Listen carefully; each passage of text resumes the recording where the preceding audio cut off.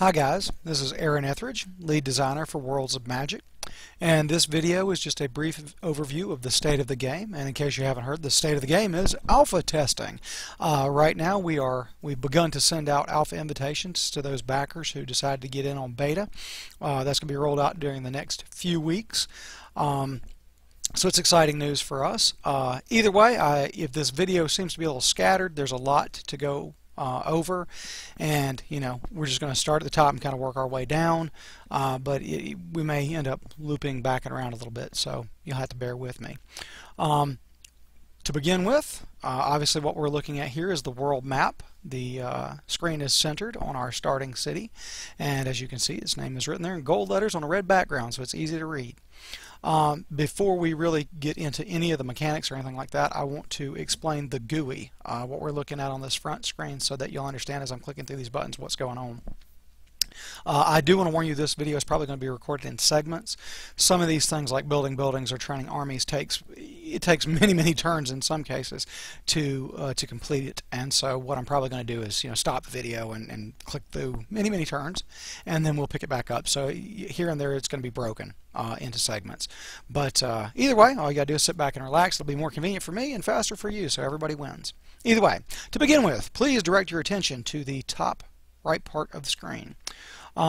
First of all, we have our gold income, and how much gold we actually have in our vault, what our gold income is, how much food we have stored, what our food income is, how much mana we have stored, and what our mana income is. Right now we cannot store any food because we don't have any granaries. You can ignore the tooltip. The tooltip for each one right now is mana. It's just filler. We're obviously going to put the right information in there in the long run. Either way, this bar underneath, its information actually changes based on the world tile that the cursor is over. For instance, right now we can see that the mouse is hovering over a plain tile. Obviously this GUI is going to change a little bit. This is a work in progress. But those icons from left to right are the one without an icon. Is actually how much max population is added to any city within the reach of that tile. Then the next one over is the food bonus. The third one, which is the bag of gold icon, is actually going to be the production icon. The production bonuses have not been implemented yet. I also wanted to show you real quick where you see like this MC. This is mana crystals, which means the city will get a bonus to mana generation. You'll actually get extra mana crystals per turn if those are within the reach of the city. Then we got wild game, which depending on what you've got in the city will generate food. We got gems that generate gold. Either way, the point is each of these little icons, which right now obviously they're just two-letter codes, they'll be icons in the long run. They're pointing you to something on the world map, saying, look, here's coal, here's wild game. So when you're looking at founding a city, you can take that in mind. And there again, you can hover over these tiles for very specific information. Now if you look in the lower right hand corner, first of all we got our spell book. Okay, it's empty right now. In a real game, when you start out, you'll have a handful of starter spells. Depending on the disciplines you pick, you'll have more spells than that. I'm not going to go into explaining what I mean when I say disciplines and things like that. We've got a Wikipedia. If anything that I say doesn't make sense, go to the wiki, check it out. There'll be information there. Either way, the spell book is empty. We haven't researched any spells. This book only shows you spells that can be cast on the Overland map. Alright, we've got an info button that brings up some sub buttons. These don't do anything. In the long run they will. Familiar things like this, you'll be able to select this and then set what race that you're thinking about building a city for, and it's the surveyor. And you'll be able to say, okay, if I build a city here for high men, what are the bonuses going to be? What are the bonuses going to be if it's for an orc city? The mirror allows you to look at yourself. That's obviously the world map. Then we got history, which is the power curve. How are you compared to the people that you're in diplomatic relations with, as your strengths of army or what have you. We've got our city management button, which is beautiful.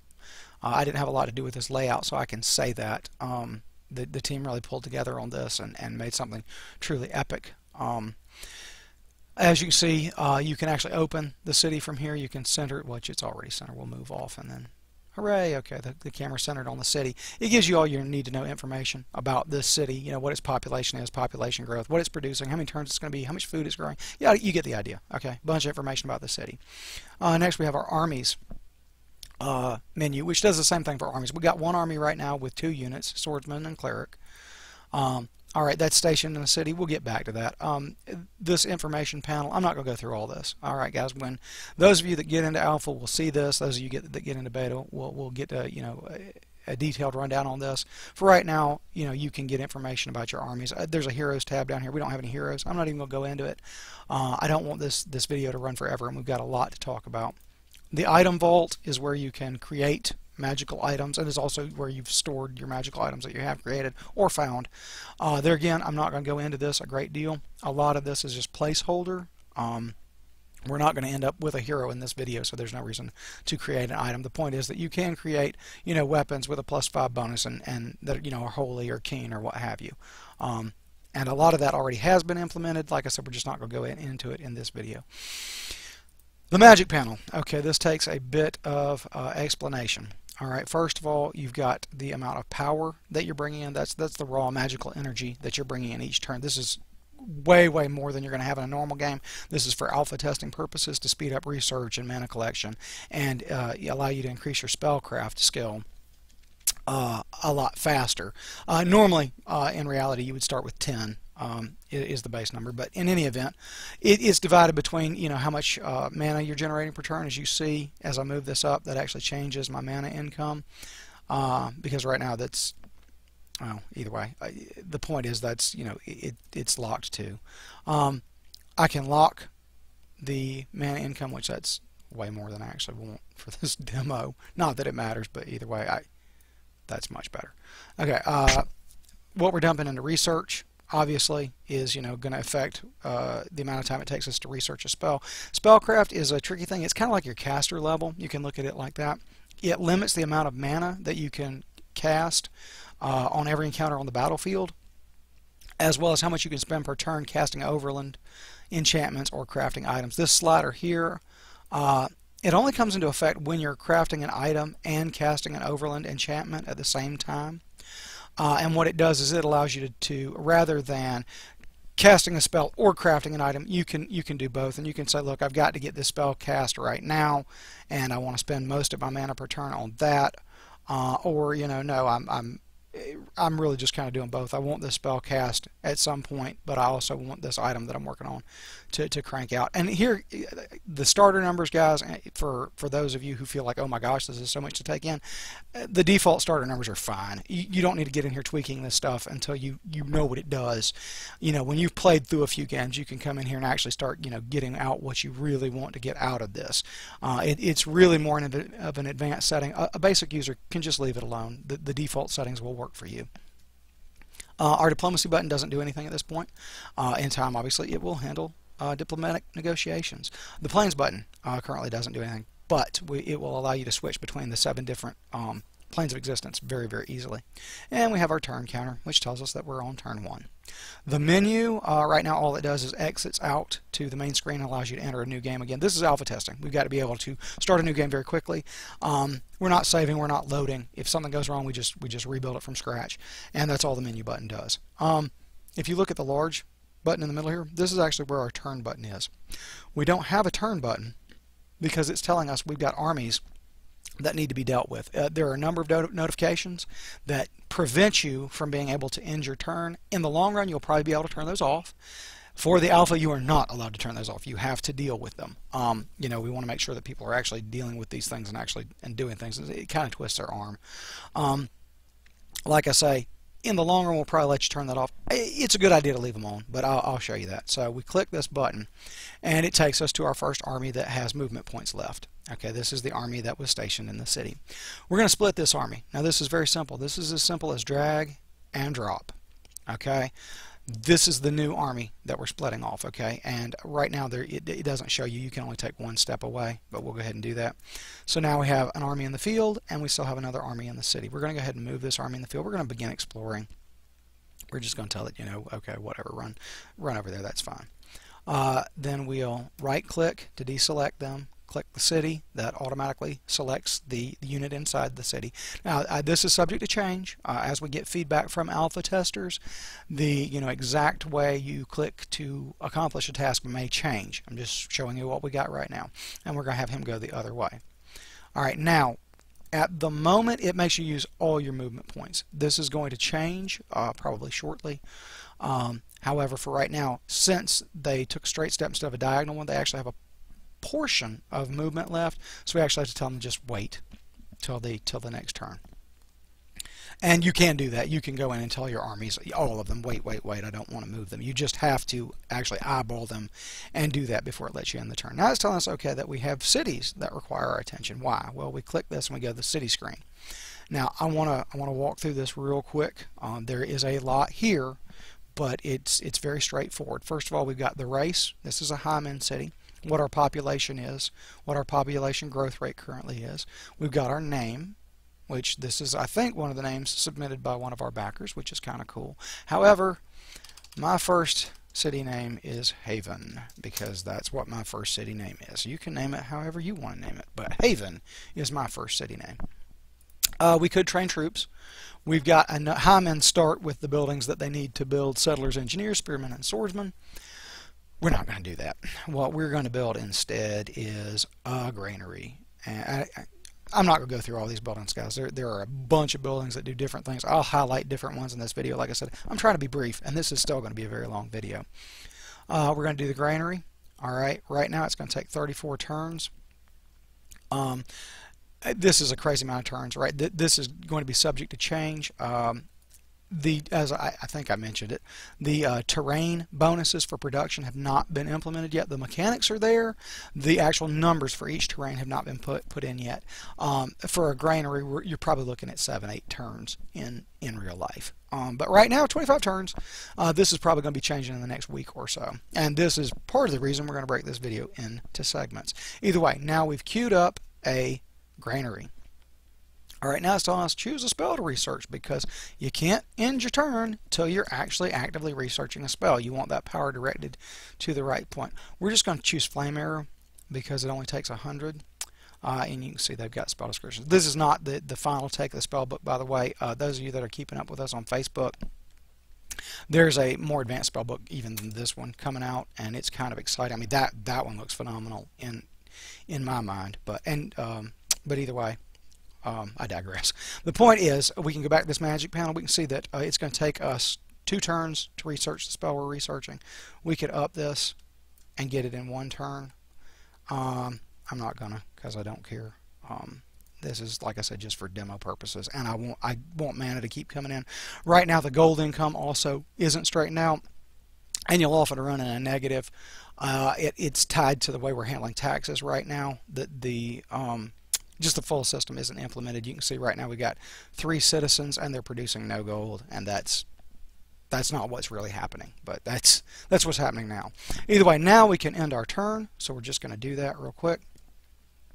It's going to go through the world faction turn and do everything it's doing in the background. There's still, you know, some debug information here and what have you, and so obviously the early turns are not going to take that long in the full game. Alpha testing, alpha testing, alpha testing. Let that be our mantra.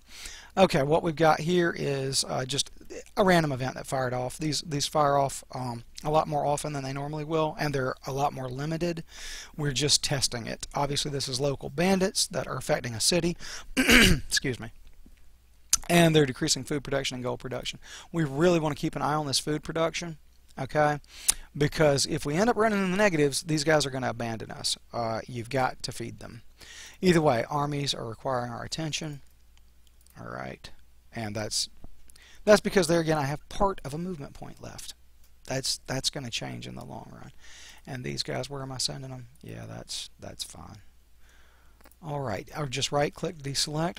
We're going to end another turn, and it's going to go through. And it's doing its thing, and here it goes. See how the armies automatically moved to where they were going, and there again it's telling us it requires attention because we've got that partial movement point left. Alright, now look at what happened. Flame Arrow has been successfully researched. So it tells us we've got to research a spell. Do we get Fireball? Yes, we do. Hot darn. Okay, I want Fireball. It's one of my favorites. Oh, these little icons I should have pointed out. Fireball can be used on the battle board as well as the world map. That's what that's telling you. Isn't that awesome? So we're now researching Fireball, and we can just Oh yeah, I forgot. That is also a shortcut to the research menu. I don't know if we're going to keep it that way or not. You can see it's going to be 11 turns before we've researched Fireball. And let's go to the city's management screen. You can see it's going to be 23 turns before we have built our granary. And so what we're going to do is we're actually going to stop the city. We're going to stop the video for a few moments while I click through a bunch of turns and kind of explore the world map a little bit more and build some buildings. And I'm probably going to also build an army. You know, just I may throw some more units in there other than just spearmen or swordsmen just to show you. We'll kind of pick a fight and walk through the battle board. Like I said, I don't want this video to be too long. I mean, it's it's going to be as long as it is, but I'm trying to limit it and pack as much information in it as I can, which is one of the reasons I'm talking as quickly as I am. So I'll be right back. Alrighty, we're back, and we've got some rather exciting things going on. For one thing, Pikeman recruitment in Haven is finished, and I actually realized I needed to show you some more about the city screen real quick. Like I said, there's a lot to it. I didn't explain these plus and minus arrows and whatnot. These are craftsmen, and the more I add to them, the higher the production goes. Which the production numbers there, again, they're not exactly like they're supposed to be. We're getting to that, but you know, as you take them out, they're automatically added to farmers, and you can put them as craftsmen or researchers. This is a representation of how many rebels you have in town. They've grabbed their torches. Maybe they should have pitchforks. I don't know. I guess the farmers got their pitchfork. In any event, that's what's going on with that. Perks are things that the city might have, like access to nightshade or spells that are affecting it positively. The units are the garrison. And as you can see, I have built 5 pikemen. This is the army that's inside the city right now, and I'm building a marketplace. But either way, what we want to do is we want to move this army. So we're going to grab it. I had them fortifying the position so that I wouldn't get notified every turn. You can see up here that our clerics have found a gateway to the plane of air, and that down here we've actually discovered a gateway to the plane of earth as well.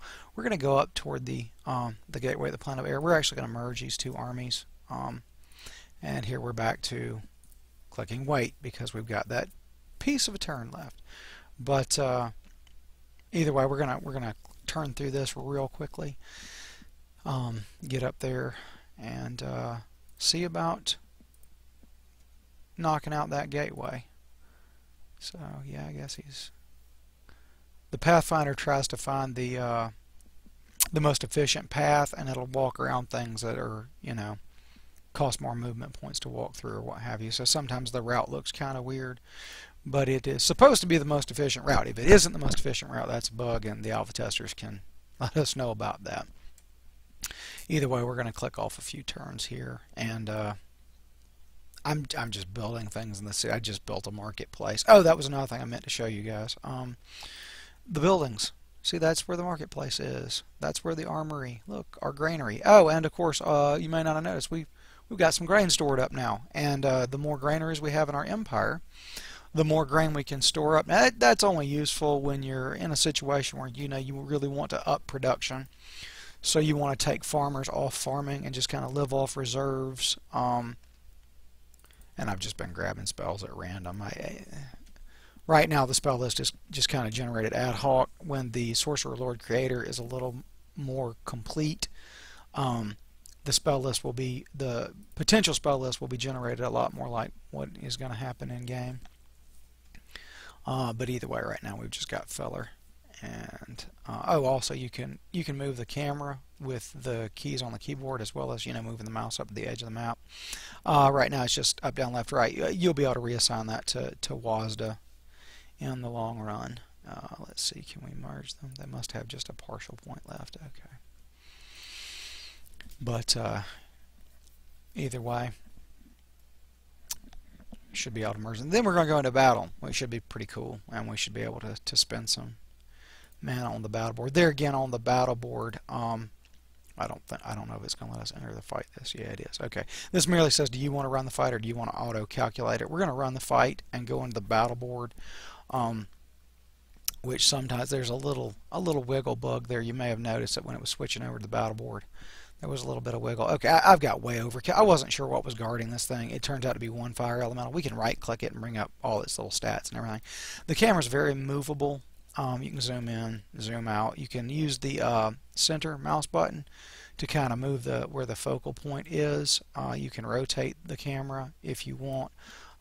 You can even do that, which that was kind of jarring, but what you're looking at now is more like the isometric view from the you know, the more classic view, I guess. But either way, what we're going to do now, we're just going to open up with a spell. Let's see what distraction spells I've researched. Okay, now I've got Flame Arrow, which obviously that needs some background put behind it. And I've researched all fire spells because I wasn't thinking about running into a fire elemental, which is one of the normally guarding the portal to the gateway of, you know, to the plane of air. You would run into something airy, but we don't have any airy right now. I don't think I've got Charm Person. That's what I've got. Okay, well, I can summon my own fire elementals. Sure, I'll do that. Why not? We might not let you do this in the long run because this is kind of a rip-off being able to summon them right there. But either way, you can do it right now, and it kind of moves the battle along. In the long run, they're actually going to be the squares that you can move to are going to be highlighted, and it's going to kind of tell you, okay, well, if you move here, you'll still be able to attack. If you move there, you know, you can move there, but you won't have any points left to attack with. Or what? Our clerics can actually cast heal right now. We're not going to do that, but well, we might before the end of the battle. I doubt it because probably those fire elementals are going to slug it out, and that's going to be the end of it. You can actually play with a older copy of our battle board right on the website if you want to go check that out. This is obviously the new battle board, and I think it looks a lot better than the old one. Functionality is still very similar. We're adding a lot to it, and I don't know if you know. I should have moved the camera over so you could kind of see the action going on. He missed me. And I don't have control of him. I can't. It's like he doesn't have any movement points. Okay, well, that was a see, this is an almost live video. That's what happens when beta's going on, or alpha even. Okay. No, the turn has locked up on me. Okay. That's unfortunate. I should not have summoned that guy, I guess. Alright, well, we'll have to stop the video real quick. Part of the joy of alpha testing is that you get to see things when they break. And that last battle board, it just broke. So it's actually a bug that I've got to turn in. I think summoning a fire elemental right beside that other fire elemental turned out not to be a good idea. Something in the works gummed up. So we're actually in the battle board in the tutorial, because this is really where I want to wrap this video up. I just want to basically show you guys, you know, if you defeat the guardians of a gateway, how you can go through a gateway to one of the other planes of existence. And that's going to be it for this video. The videos ran a little long as it is. I have water spells because it's the tutorial, and I can hit them with Ice Storm, which is far more effective against fire elementals than, say, Fireball, for instance. And I'm just going to let them charge toward me, just to keep from having to click across my massive army. And yes, they have fallen neatly into my little trap. So let's see, can I get behind them and attack? I think I can. I might be out of movement point. I moved too far. It's alright, they'll attack me next turn. Alright. Yeah, they're going to do me way worse than I did them. Yeah. Fire elementals can be nasty, but that's alright. It's part of the point. He's only got 15 hit points left, so yeah, that damage reduction is really nasty. You know, when you've got a hero with a magic weapon, he'll rip right through him because the magic, you know, the damage reduction won't save him. But against these swordsmen, yeah, it's a mess. And you know, the unit selection is going to be a lot more obvious. In fact, it was a lot more obvious. It's just been turned off in preparation of putting the new and more advanced system in place. Really, I can just end the turn. There's no reason to swarm him like that. Ah, he missed me. Oh, man. Maybe his second attack, well. Alright. Yeah, he still ain't gonna make it. Okay. Alright, come on. Yeah, like I said, the damage reduction is what's so nasty about them. Which it's only 5 per thing, but you can see, you know, it's just, it adds up. Alright, let's see here. Almost got him. Alright. Come on. Yes, you want to become better prepared. Oh, to be fair to me, in the tutorial you've only got so much mana. I would be better prepared, and using spells to take them out would be a lot easier. But my gosh, he's hanging on, and these guys are out of movement points. Like I said, we just changed the representation, and so I'm not getting as much feedback as I normally would. Okay. Surely they'll do a hit points worth of damage. Oh, I can't believe this. My own personal Waterloo. Yeah, this guy's going to end up tearing me to pieces. This is crazy. It just goes to show you, even a relatively humble enemy can mess you up. Which these guys are all... I should have moved the pikemen in to begin with, but that's okay. You know, they don't have any level to them or anything. These are basically starter swordsmen. That's why they're missing as much as they are. Either way, we got him. And you can see that, you know, these guys lived, and the others did not. Alright, like I said, this is actually part of the tutorials. Part of the tutorial. And, okay, now that we're on the gateway, we can just... right click. Alright, and yes, we want to travel to the flyer plane. And really, well, okay. I'm not going to run through this. This is, like I said, I just went in the tutorial to get back to where I was at an immediate fight. I could have done it in the arena, but I also wanted to show you a gateway changing from one plane to another, and that's how it works. Like I said, we could do more with this video, but this one has run really long. We may do some more in, you know, the next week or so. As the alpha progresses, we've already made some major changes. We've actually been very quietly in alpha for a little over a week. We've already made some major improvements, and we're going to keep that up. So the point is, you guys, this has been a cursory overview of some of the main points in the game, and we can come back and do other videos and show you things like when the Sorcerer Lord Creator is complete, and we can actually show you picking spell circles, picking disciplines, giving you a little bit more information about that, showing you more of the planes. You know, we'll be able to do a lot, but this video is already, you know, like half an hour long. So that's probably enough for today. I hope you've enjoyed it, and expect to be hearing from us soon, guys. So thanks for watching.